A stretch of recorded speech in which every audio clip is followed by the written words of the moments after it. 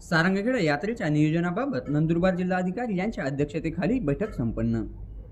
याबाबत सविस्तर माहिती अशी की सारंगखेडा येथील यात्रा उत्सवाला सुरुवात होणार असल्याने जिल्हाधिकारी यांच्या अध्यक्षतेखाली सारंगखेडा येथील दत्त मंदिरवरती नियोजन बैठकीचे आयोजन करण्यात आले होते।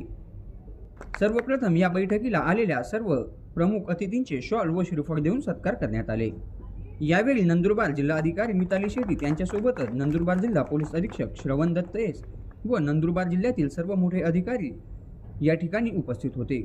त्यासोबतच चेतक फेस्टिवलचे अध्यक्ष जयपाल सिंह रावल व सारंगखेडा येथील सरपंच पृथ्वीराज सिंह रावल, चेतक फेस्टिवल समितीचे सर्व कार्यकर्ते व पदाधिकारी या ठिकाणी मोठ्या संख्येने उपस्थित होते। याबाबत जिल्हाधिकारी मिताली शेट्टी व नंदुरबार जिल्हा पोलीस अधीक्षक श्रवण दत्त एस यांनी काय सांगितले ही सविस्तर माहिती त्यांच्याकडून ऐकूया। आमच्या महाराष्ट्र न्यूजसाठी आकिब मनियार सोबत कल्पेश भोई, सारंगखेडा। आपल्या परिसरातील संपूर्ण बातम्या आपल्या मोबाईलवरती पाहण्यासाठी आमच्या महाराष्ट्र या चॅनलला सबस्क्राईब करायला विसरू नका।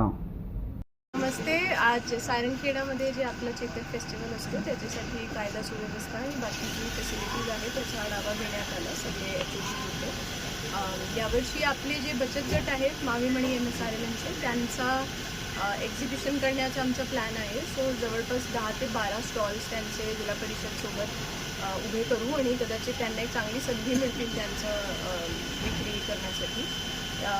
यासोबत हेल्थचा आढावा घेतला, जे आपले फूड आयटम्स वगैरे जे इथे राहतात त्यांचं लायसन्सिंग, आरोग्याची तपासणी, त्याच अनुषंगाने ॲम्ब्युलन्स आणि जे डॉक्टर्सची व्यवस्था आपल्याकडे असायला पाहिजे।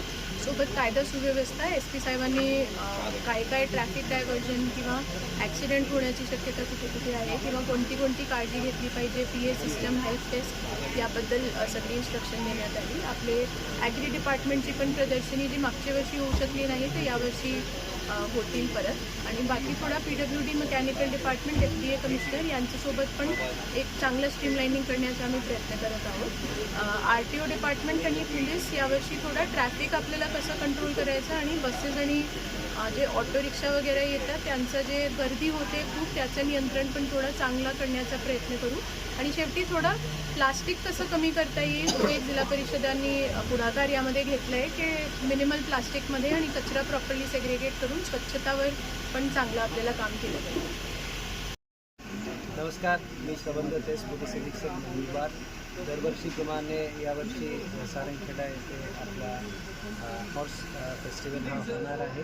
त्यासाठी आज एक जिल्हाधिकारी मॅडम यांच्या अध्यक्षतेखाली बैठक आयोजित करण्यात आली होती। सर्व विभागांची जे काही प्रमुख आहे त्यांची त्यांना सर्वांना माहिती देऊन त्यांच्याकडून काय अपेक्षा आहे याबद्दल प्राथमिक बैठक होती। पोलीस विभागाकडून सर्व नागरिकांना आग्रह राहील की सर्व ट्रॅफिकचे नियमाचं पालन करा। इथे जे काही व्हिजिटर्स येणार आहेत त्या सर्वांसाठी पोलीस विभागाकडून ट्रॅफिकचे अनुषंगाने, क्राऊड कंट्रोलचे अनुषंगाने आणि सिक्युरिटीच्या अनुषंगाने जे गोष्टी नागरिकांसाठी त्यांच्या सेफ्टीसाठी आवश्यक आहे त्याबद्दल मीटिंगमध्ये चर्चा करण्यात आली आणि आयोजकांना त्याबद्दल सूचना देण्यात आली। मागच्या वर्षीसुद्धा इथे CCTV लावण्यात आला होता आणि इतर सिक्युरिटीचे मेकॅनिझम्स करण्यात आले होते। त्याचबरोबर यावर्षीसुद्धा त्यापेक्षा अधिक इम्प्रूव्हमेंट दाखवून एक चांगला फेस्टिवल आपण करू आणि पूर्ण जे काही फेस्टिवल आहे ते सेफ आणि सिक्युअर वातावरणामध्ये करू हीच आमची भूमिका आहे आणि आमची अपेक्षा आहे आणि आम्ही सर्व मिळून असं करणार। सर्वांना या फेस्टिवलने आपण येऊन भूमिका एन्जॉय करू। यात्रेत चोरट्यांनी धुमाकूळ घालून यासाठी पोलीस प्रशासनाकडून कोणत्या उपाययोजना राहतील सर?